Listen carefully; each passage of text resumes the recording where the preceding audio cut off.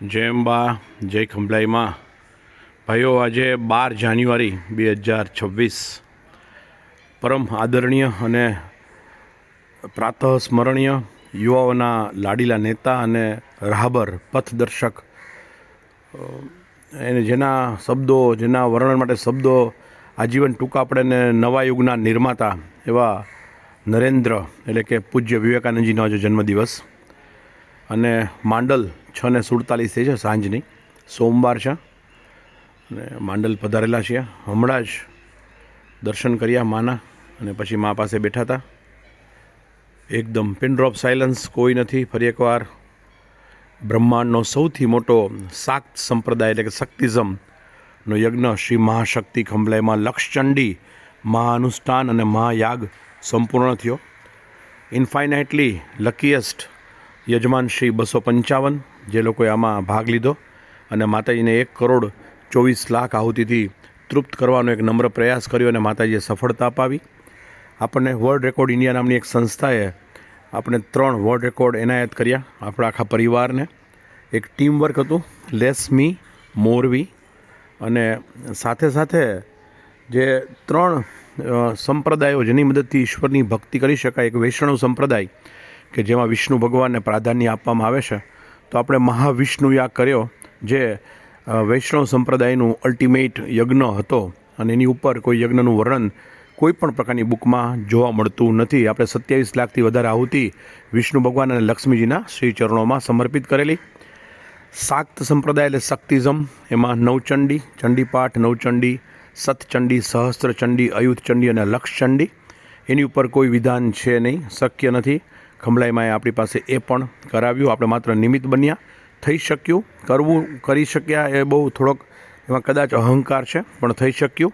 સંપૂર્ણ સમર્પણનો ભાવ. અને શૈવ સંપ્રદાય એના વિશે શું થઈ શકે, તો કે તો દેવાધિદેવ છે. આદિ અનાદિકાળથી એ સંહારકનો રોલ અદા કરી રહ્યા છે, પણ પરમ કલ્યાણકારી શિવ છે અને એનું જે શિવલિંગ છે એ પરમ કલ્યાણકારી છે. આપણા માંડલમાં 2 ભોળાનાથ આપણે બિરાજમાન છે. એક મહાકાલ કે જે ગર્ભગૃહમાં બિરાજમાન છે સદીઓથી, અને એક કે જે મહામૃત્યુંજય જેના શિવાલયમાં સ્વયં બિરાજમાન છે.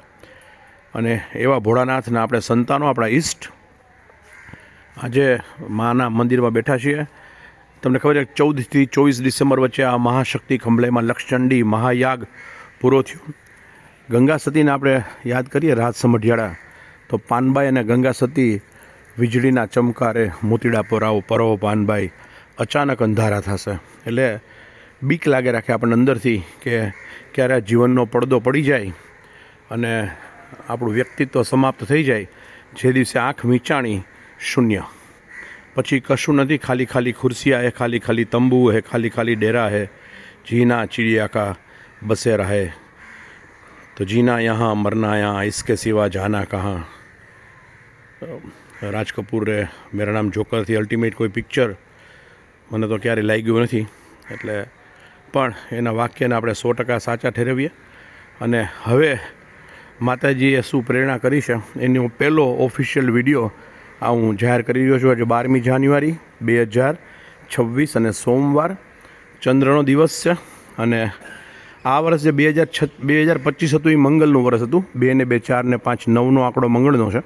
2026 એટલે 2 ને 2 4 ને 6 10 10 એટલે 1 + 0 એટલે 1 એ સૂર્યનારાયણ દેવનું વર્ષ છે. અને આવનારું વર્ષ 2027 એ 2 ને 2 4 ને 7 11 1 ને 1 2 એટલે ચંદ્રમાનું વર્ષ છે. તો શું થઈ શકશે, શું માં કરાવશે, એના વિશે આપણે થોડીક માહિતી લઈશું. જય અંબા, જય ખંભલાઈમાં. જય અંબા, જય ખંભલાઈમાં.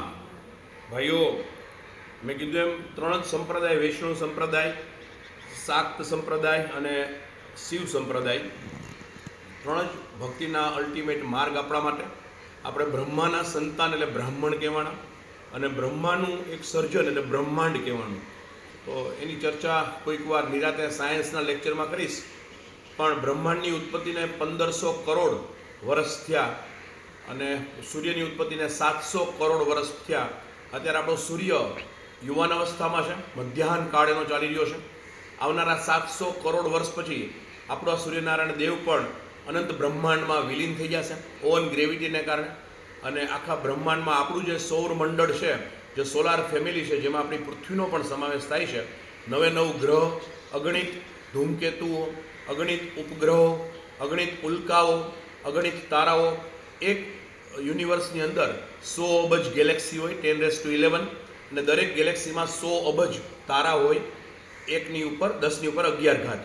તો આવા 100 અબજ ગેલેક્સી મલ્ટીપ્લાય બાય 100 અબજ તારા એટલે એક યુનિવર્સમાં 10⁻22, એકની પાછળ 22 મીંડા લગાડો એટલા તારાઓ આવેલા હોય.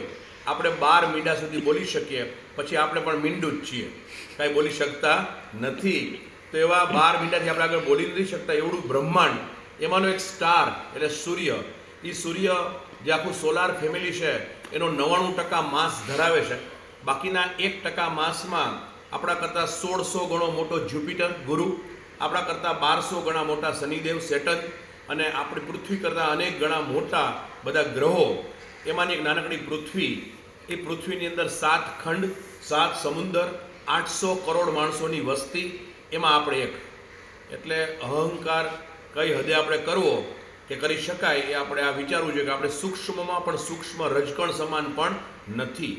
એટલે આપણાથી થઈ શકે એટલી ભક્તિ. હું હમણાં જ બોલ્યો કે રાજસમઢિયાળાના પાનબાઈ અને ગંગા સતી સાસુઓ હતા, અને બે આવું ઉત્કૃષ્ટ ઉદાહરણ આપણા કાઠિયાવાડમાં તો નથી જ.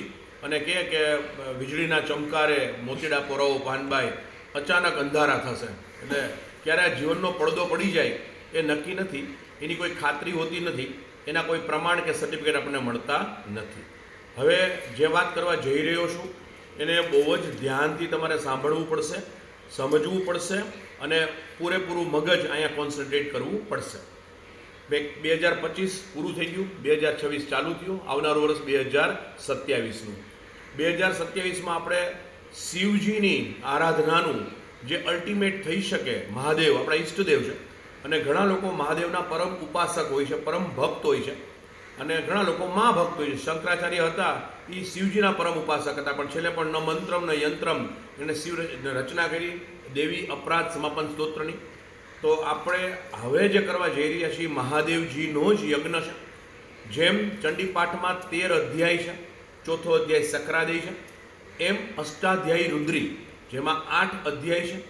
5મો અધ્યાય એ મહાદેવનું પોતાનું હૃદય કહેવામાં આવેલું છે, જેમાં 66 મંત્રો છે. હવે જેમ આપણે એક ચંડીપાઠ કરીએ જેમાં 700 અને 102, 108, 108ની 2 માળા એટલે 916 મંત્ર થાય, એમ રુદ્રાભિષેક કે રુદ્રની અંદર જે 5મો અધ્યાય છે જેના 66 મંત્રો છે, એની મદદથી યજ્ઞ કરવામાં આવે કે પછી જલાભિષેક કરવામાં આવે કે પાઠાત્મક કરવામાં આવે. પણ એ 66 મંત્રો એવડા મોટા મોટા છે એટલે એની સંધિનો વિચ્છેદ કરવામાં આવે છે, સંધિને છૂટી પાડવામાં આવે છે, અને અલગ અલગ પ્રકારના પક્ષ કહેવામાં આવેલા છે. 61 મંત્રનો પક્ષ પણ લઈ શકાય, આખે આખો મંત્ર બોલીને પછી સ્વાહાકાર થાય. એવી રીતે મેક્સિમમ કરવામાં આવેલો છે આજ સુધીમાં 161 સંધિ વિચ્છેદ કરીને. એનાથી મોટું કોઈએ પણ કશું પણ કરી શક્યા નથી, થઈ નથી શક્યું કોઈનાથી. 161નો પક્ષને અલ્ટિમેટ ગણવામાં આવ્યો. અને ભૂતકાળમાં થયેલા, હું તમને પછી ભવિષ્યમાં એક વિડીયો અપલોડ કરીશ, ભારતના એક બહુ મોટા, એટલે અત્યારના જે લોકો સાઉથમાં સંતો છે એનાથી તમે કદાચ 10 ગણા મોટા કરી શકો, એની એક બુક હમણાં જ મેં મંગાવી. તો એણે પણ 1981માં 1981માં કનખલમાં એક અતિરુદ્ર કરેલો, એની બુક હું પબ્લિશ કરીશ. અને એમાં 27 લાખ કે 24 લાખ જેટલી આહુતિ શંકર દાદાને અર્પણ કરેલી. અને એવું કહેલું છે, લખેલું છે મારી પાસે ઓથેન્ટિક, કે આવો યજ્ઞ ભૂતો અને ભવિષ્યથી ભૂતકાળમાં ક્યારેય થયો નથી અને ભવિષ્યમાં ક્યારે પણ થઈ શકે એવી કોઈ શક્યતા નથી. માત્ર 24 લાખ આહુતિ, કેમ કે 66 મંત્રને 161 આહુતિના ક્રમમાં વિચ્છેદ કરી અને બધા યજ્ઞ થાય છે. એકવાર એનું 121 વાર આવર્તન કરો ત્યારે લઘુરુદ્ર કહેવાય. આ 66 મંત્રનું 161 સંધિ વિચ્છેદ કરી અને 121 વાર એનું આવર્તન કરવામાં આવે ત્યારે એક લઘુરુદ્ર કહેવામાં આવે. આવા 11 લઘુરુદ્ર થાય ત્યારે એક મહારુદ્ર થાય. આવા 11 મહારુદ્ર થાય ત્યારે અતિરુદ્ર થાય. બસ, આનાથી વધારે કરી શકવું આજ સુધીમાં શક્ય બન્યું નથી. હવે આ જે 66 મંત્ર છે એના 161 પક્ષથી પણ ઉપર પક્ષ અને સંધિ વિચ્છેદ થઈ શકે, જેનો મેક્સિમમ ફિગર છે 425. કે જો આ 66 મંત્રોને 425ના વિભાગમાં વહેંચવામાં આવે તો એવો અતિરુદ્ર પણ આજ સુધી બ્રહ્માંડમાં ક્યાંય થયો હોય એવો દાખલો નથી. એમાં ઓલમોસ્ટ 69 કે 70 લાખ આહુતિ અર્પણ કરી શકાય મહાદેવજીને, જેને કહેવાય અતિરુદ્ર. જે પણ 425ના પક્ષથી આજ સુધી બ્રહ્માંડમાં થયો નથી. તમે જે કાંઈ પણ અતિરુદ્ર સાંભળશો, જે કોઈ પણ નજીકમાં કરેલો હશે, બહુ ધ્યાનથી સાંભળજો. સંખ્યા બહુ જ મહત્વની છે. આપણી ઘરે આપણે કોઈને જમવા બોલાવીએ અને એની ક્ષમતા 10 રોટલીની હોય અને આપણે 2 રોટલી જમાડીને પૂછીએ કે તૃપ્ત થઈ ગયા, તો એ તો બિચારા ક્યારેય એમને કે ના હું ભૂખ્યો છું. પણ આપણે સમજવું જોઈએ કે આપણે જે યજ્ઞ કર્યો કે આપણે જે જમાડ્યા એ પૂર્ણતાને પ્રાપ્ત થયો નથી. એટલે 161 છે એ પૂર્ણ નથી. 425 છે પક્ષ એ સંપૂર્ણ છે. એની ઉપર પછી કાંઈ વિધાન છે નહીં. તેવો અતિરુદ્ર પણ આજ સુધી થયો નથી. હવે જો 425ની સંધિ વિચ્છેદ કરી આ 66 મંત્રોની અને આ અષ્ટાધ્યાયી રુદ્રીના હવન કરવામાં આવે તો અતિરુદ્રની અંદર લગભગ 70 લાખ આહુતિ થાય. એને 11 વડે મલ્ટીપ્લાય કરો એટલે થાય કોટી રુદ્ર મહાયાગ. જે 4 યુગ આવ્યા, સતયુગ, દ્વાપર, ત્રેતા અને કલયુગ. તો સતયુગ 4,32,000 વર્ષનો, એમાં બીજા 4,32,000 ઉમેરો એટલે 8,64,000 વર્ષનો. કલયુગ 4,32,000નો, દ્વાપર છે એ 8,64,000 વર્ષનો, ત્રેતા એટલે એમાં પાછા 4,32,000 ઉમેરો અને સતયુગ એટલે એમાં પાછા 4,32,000 ઉમેરો એટલે કુલ 43,20,000 વર્ષોનું એક મહાયુગ થાય. 43 લાખ આપણને 50 વર્ષ, 60 વર્ષ, 70 વર્ષ, 80 વર્ષ, 100 વર્ષ તો આપણે નહીં જ હોય. આ 43,20,000 વર્ષો થાય ત્યારે એક મહાયુગ થાય. અને આવા 71 મહાયુગ થાય ત્યારે એક મન્વંતર થાય. અને આવા 14 મન્વંતર થાય ત્યારે એક કલ્પ થાય. એટલે આ ગણતરી મેથ્સ ઈશ્વરનું બીજું સ્વરૂપ છે. મેથ્સને તમે ભગવાનથી દૂર નહીં ગણી શકો. ગણતરી નથી કરવાની, પણ ગણિત તો આવડવું જ જોઈએ. જે લોકો ગણિતને નફરત કરે છે એ ભગવાનને પ્રેમ ન જ કરી શકે. એટલે ગણિત તો છે જ આમાં. મેં કીધું કે ઈશ્વરને આપણે કમિટમેન્ટ કરવાનું છે, કેમ કે ઈશ્વર પણ આપણે માંગીએ છીએ એટલી બધી જ વસ્તુ આપે છે અને આપણે માંગવામાં પાક્કા ગણતરીબાજ છીએ. એમાં બિલકુલ આપણે એવું નથી કહેતા કે ના ઈશ્વર તને ઠીક લાગે એ આપજે. એમાં તો આપણી ઈચ્છાઓ અનંત કક્ષાએ છે, ઇન્ફાઇનાઇટ, ટપકા. એમાં તો ક્યારેય અંત આવતો જ નથી. તો જો તમારે કે આપણે સાથે મળીને ખંભલાઈમાંના બાળકોએ શ્રી મહાશક્તિ ખંભલાઈમાં મહાકાલ મૃત્યુંજય કોટી રુદ્ર મહાયાગ કરવો હોય તો લક્ષચંડીમાં આપણે 11 દિવસમાં માંડીને 1,08,00,000 આહુતિનું કમિટમેન્ટ આપેલું અને આપણે 1,24,00,000 આહુતિ અર્પણ કરી શક્યા, જે કોટી રુદ્ર મહાયાગમાં 7 કરોડ થશે. એટલે આપણે જે લક્ષચંડી કરી ચૂક્યા એનું 7 ગણું કામ છે. એટલે આ આપણે ગોવર્ધન પર્વત ઉપાડવાની વાત છે અને આપણે કળિયુગમાં કૃષ્ણ નથી. એટલે ગોવર્ધન પહાડ ઉપાડવાનું કામ કદાચ ખંભલાઈમાં આપણને અર્પણ કરી દીધું છે. એવા ઇન્ડિકેશન મળ્યા. આપણે મા આગળ ચિઠ્ઠી પણ નાખેલી અને માતાજીએ આપણને કોટી રુદ્રનું કામ સોંપેલું છે અને ટાઈમ આપેલો છે 365 દિવસ. અત્યારે જાન્યુઆરી મહિનાની આજે 12 તારીખ છે. નૈનાબેનનો જન્મદિવસ છે આજે અને આવતી 12 જાન્યુઆરી કદાચ આ યજ્ઞ શરૂ થઈ ગયો હશે એવી માન્યતા કે અથવા એવું આપણે માતાને પ્રાર્થના કરીએ તો 364-65 દિવસ બાકી રહ્યા. ગઈકાલે અમે લોકોએ નૈનાબેનની ઘરે એક ટ્રસ્ટી મંડળ અને અમારું જે સ્પંદન ગ્રુપ છે એની મિટિંગ રાખેલી અને એમાં બધાને બ્રીફ કરવામાં આવેલા. કુલ 100 યજ્ઞકુંડ બનાવવામાં આવશે. આ પહેલો ઓફિશિયલ વિડીયો શ્રી મહાશક્તિ ખંભલાઈમાં મહાકાલ મૃત્યુંજય કોટી રુદ્ર મહાયાગનો છે અને એની અંદર કુલ 100 કુંડની જ યજ્ઞશાળા બનશે. અહીંયા આ યજ્ઞ સંપન્ન નહીં બને. આપણે એના માટે જગ્યાની વ્યવસ્થા કરવી પડશે, કેમ કે વિશાળકાયની યજ્ઞશાળા બનશે. એની ચર્ચા આપણે પછી કરશું. અને એક યજ્ઞકુંડ ઉપર કોઈકમાં 1, કોઈકમાં 2, કોઈકમાં 3 અને વધુમાં વધુ 4 યજમાનોને બેસાડશું. એટલે વધુમાં વધુ 300 યજમાન લઈ શકાય એમ છે.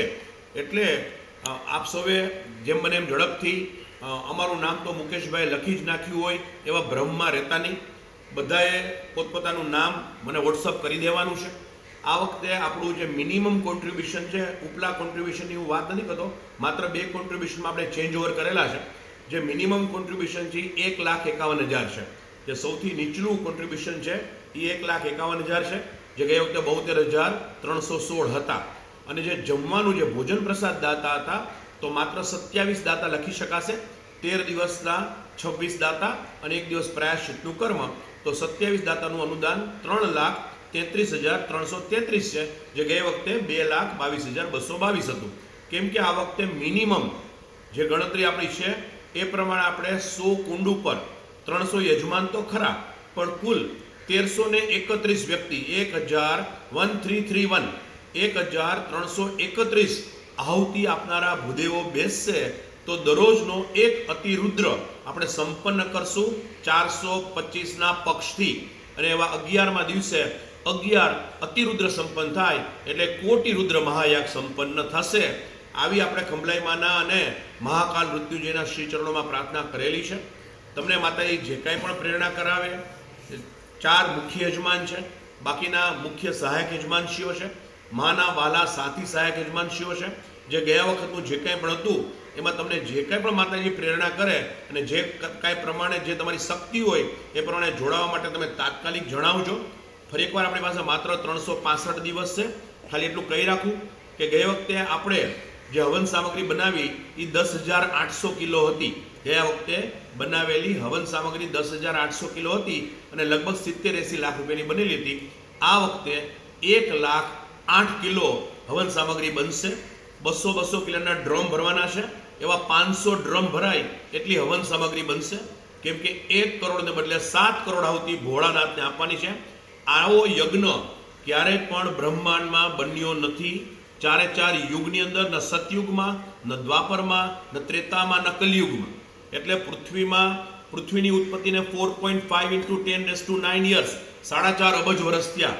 આ પૃથ્વીની ઉત્પત્તિને 4.5 અબજ વર્ષ થયા, પણ સૃષ્ટિ એના ઉપર જે નિર્માણ પામી એને 2 અબજ વર્ષ થયા.